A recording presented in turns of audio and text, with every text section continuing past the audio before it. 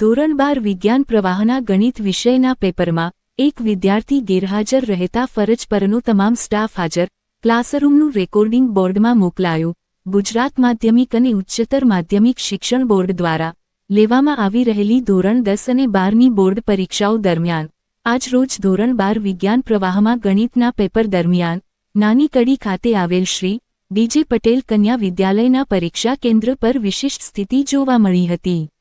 આજની પરીક્ષામાં આ કેન્દ્ર પર ફક્ત એક જ બ્લોક અને તે બ્લોકમાં એક જ વિદ્યાર્થીનો નંબર ફાળવવામાં આવ્યો હતો, પરંતુ તે એક વિદ્યાર્થી પણ આજરોજ પરીક્ષામાં ગેરહાજર રહ્યો હતો. તેમ છતાં બોર્ડના નિયમો મુજબ પરીક્ષા કેન્દ્ર પર ફરજ પરનો તમામ સ્ટાફ ફરજિયાત હાજર રહ્યો હતો. ધોરણ 12ના ગણિતના પેપરમાં એક જ બ્લોકમાં એક જ વિદ્યાર્થી પણ ગેરહાજર, જેને લઈને શું કહ્યું સ્કૂલના સ્ટાફ સંચાલકે, જુઓ આ અહેવાલ. આપનું નામ? પટેલ અલકાબેન ભોગીલાલ. આપની શાળાનું નામ? શ્રી ડી.જે. પટેલ કન્યા વિદ્યાલય નાની કડી. આજે કેટલા વિદ્યાર્થીઓ પરીક્ષા આપવાના છે?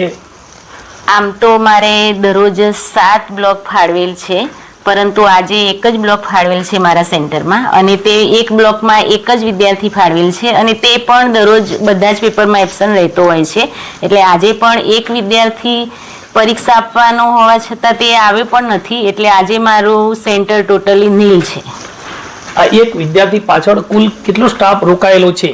11 કર્મચારી રોકાયેલા છે.